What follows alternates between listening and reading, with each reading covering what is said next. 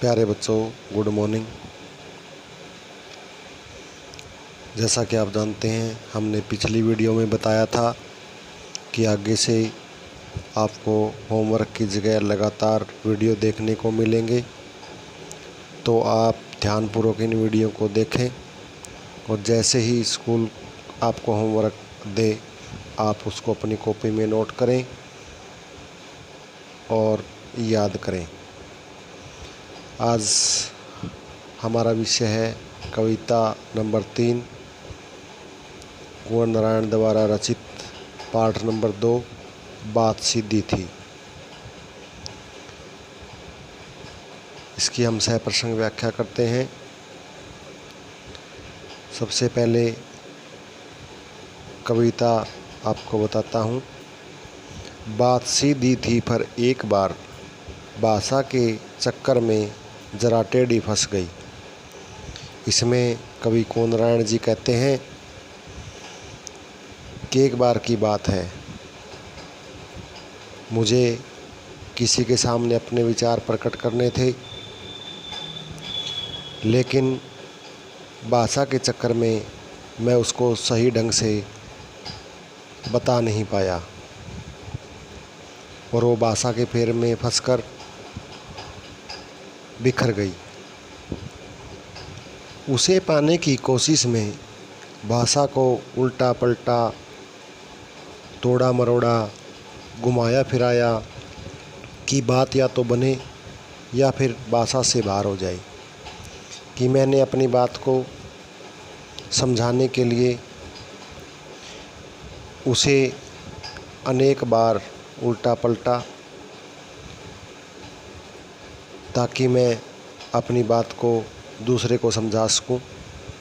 उसको अनेक बार भाषा के साथ तोड़ा मरोड़ा, अनेक भाषाओं के साथ घुमाया फिराया और मैंने सोचा या तो यह बात है वो अगले की समझ में आ जाए या फिर भाषा से ही बाहर हो जाए, यानी कि अगले की समझ में ही ना आए। लेकिन इससे भाषा के साथ साथ बात और भी पेचीदा होती चली गई। लेकिन मेरे कहने से वो बात है वो बाहर हो गई और वह और भी अधिक पेचीदा हो गई, इनकी और भी उलझ गई। मैं अपनी बात को नहीं कह पाया, न कहने के कारण वह बात थी और भी अधिक टेढ़ी होती जा रही थी। उसके बाद मैंने उसको बहुत सरल भाषा में बताने की कोशिश की, लेकिन वह भाषा मेरी पहुंच से बाहर होती गई। आगे सारी मुश्किल को धैर्य से समझे बिना मैं पेच को खोलने के बजाय उसे बेतरह कसता चला जा रहा था। अब कवि कहता है कि मैंने सारी मुश्किल को धैर्य से समझने की बजाय मैं उस भाषा के पेच को खोलने की बजाय और भी अधिक शब्दों के जाल में उसको फंसाता जा रहा था। मेरे इस कर्तव्य की आवाज़ भी मुझे साफ सुनाई दे रही थी, क्योंकि मैं उसमें और अधिक मुहावरे और अधिक कठिन शब्दों का प्रयोग करता जा रहा था। तमाशबीनों की शाबाशी और वाह वाह आखिरकार वही हुआ जिसका मुझे डर था। मेरी इस मूर्खता के कारण मैं अपनी बात को और अधिक तोड़ मरोड़ रहा था और जो तमाशबीन थे वो मुझे लगातार शाबाशी और वाहवाही कर रहे थे और अंत में जिसका मुझे डर था वही हुआ। जोर ज़बरदस्ती से बात की चूड़ी मर गई कि और अधिक सुलझाने के चक्कर में वह भाषा अपनी बात कहने के स्थान पर वह मुझसे भी बाहर हो गई।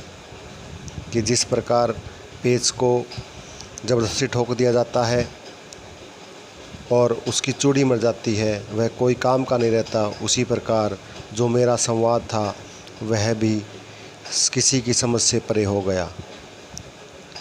आगे कवि कहता है, और वह भाषा में बेकार घूमने लगी, हार कर मैंने उसे कील की तरह ठोक दिया।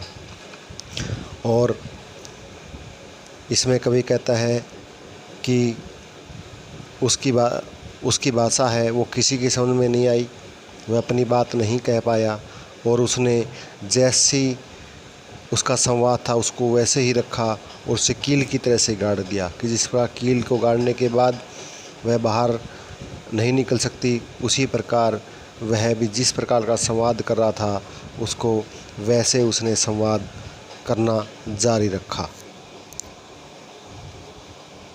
ऊपर से ठीक ठाक, पर अंदर से न तो उसमें कसाव था और न ताकत।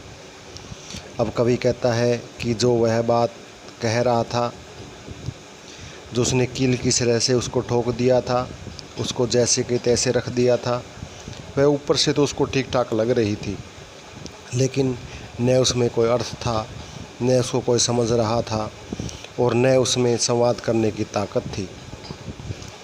वह बात है, वह एक शरारती बच्चे की तरह उससे खेल रही थी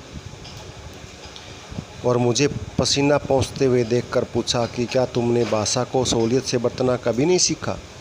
अब वह भाषा उसे प्रश्न कर रही है कि क्या उसने कभी भी भाषा को सही ढंग से कहना कभी नहीं सीखा। तो इसमें कवि कहना चाहता है कि कभी भी हम संवाद करते समय सरल शब्दों का, सरल भाषा का, जो हमारा सामने वाला है उसी की भाषा में हमें बात करनी चाहिए, वरना वह अर्थहीन होकर संसार में वैसे ही भटक जाएगी। तो प्यारे बच्चों, बात सीधी थी, इसकी व्याख्या है, आप इसको ध्यानपूर्वक सुनें, समझें और करें। धन्यवाद।